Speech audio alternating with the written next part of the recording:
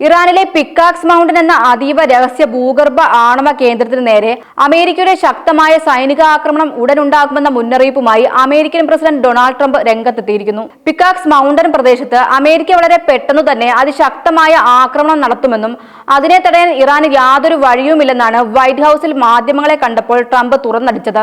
സാധാരണ നിലയിൽ ഇത്തരം സൈനിക നീക്കങ്ങൾ മുൻകൂട്ടി പറയാറില്ലെന്നും എന്നാൽ എതിരാളികൾക്ക് തടയാൻ കഴിയില്ലെന്ന ഉറപ്പുള്ളതിനാലാണ് താൻ പരസ്യമായി വെളിപ്പെടുത്തിയതെന്നും അദ്ദേഹം കൂട്ടിച്ചേർത്തു. ഈ കേന്ദ്രത്തിലേക്ക് ഇറാൻ പുതിയ ആണവ സെൻട്രിഫ്യൂജുകൾ മാറ്റിയിട്ടുണ്ടോ എന്ന ചോദ്യത്തിന് അതിന് വ്യക്തമായ തെളിവില്ലെന്നും എന്നാൽ ആണവ വസ്തുക്കളുടെ നീക്കമാണ് തങ്ങൾ നിർണായകമായി നിരീക്ഷിക്കുന്നതെന്നും ട്രംപ് മറുപടി നൽകി. മധ്യ ഇറാനിലെ പ്രശസ്തമായ നത്താൻസ് ആണവ കേന്ദ്രത്തിൽ നിന്ന് ഏകദേശം 1 മൈൽ തെക്കാണ് ഈ ഭൂഗർഭ കേന്ദ്രം സ്ഥിതി ചെയ്യുന്നത്.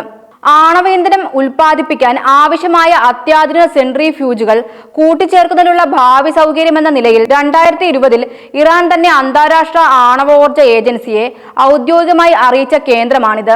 റേഡിയോ അവതാരകനായ ഹ്യൂ ഹ്യൂയിറ്റിന് നൽകിയ അഭിമുഖത്തിലും ട്രംപ് ഈ കേന്ദ്രത്തെ ലക്ഷ്യമിടുന്നതിനെ കുറിച്ച് സംസാരിച്ചിരുന്നു.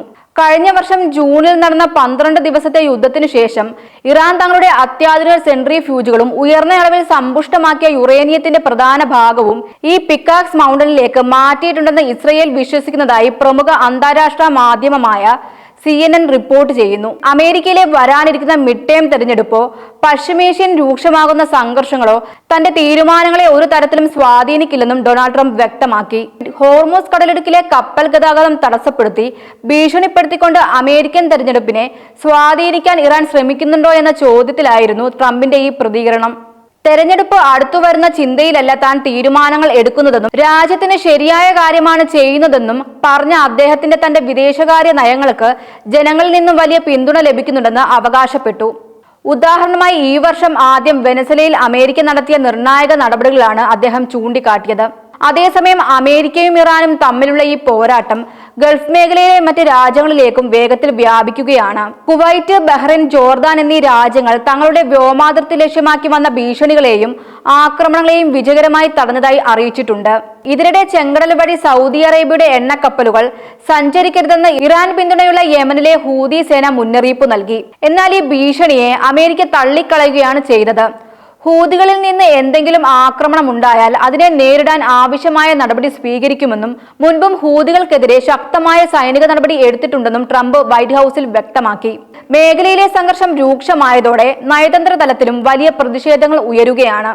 കുവൈറ്റ് വിദേശകാര്യ മന്ത്രാലയം ഇറാൻ അംബാസഡറെ ഔദ്യോഗികമായി വിളിച്ചു വരുത്തി ശക്തമായ പ്രതിഷേധവും രേഖപ്പെടുത്തി. ഹോർമൂസ് കടലിടുക്കിലൂടെ സഞ്ചരിക്കുന്ന കിഫാൻ എന്ന കുവൈത്തി എണ്ണക്കപ്പലിന് നേരെ തിങ്കളാഴ്ച വൈകിട്ട് ഇറാൻ നടത്തിയ ആക്രമണത്തിൽ നിരവധി ജീവനക്കാർക്ക് പരിക്കേറ്റിരുന്നു. ഫെബ്രുവരി അവസാനത്തോടെ അമേരിക്കൻ ഇറാൻ യുദ്ധം ആരംഭിച്ചതിനു ശേഷം കുവൈറ്റിന് നേർക്കുണ്ടാകുന്ന ഇത്തരം ആക്രമണങ്ങളെ കുവൈറ്റ് ഉപവിദേശകാര്യമന്ത്രി ഹമദ് സുലൈമാൻ മഷാൻ അൽ മഷാൻ കടുത്ത ഭാഷയിൽ അപലപിച്ചു. അമേരിക്കയുടെ പ്രധാന സൈനിക താവളങ്ങൾ സ്ഥിതി ചെയ്തുകൊണ്ടാണ് കുവൈറ്റിലും ഇറാൻ ലക്ഷ്യമിടുന്നത്.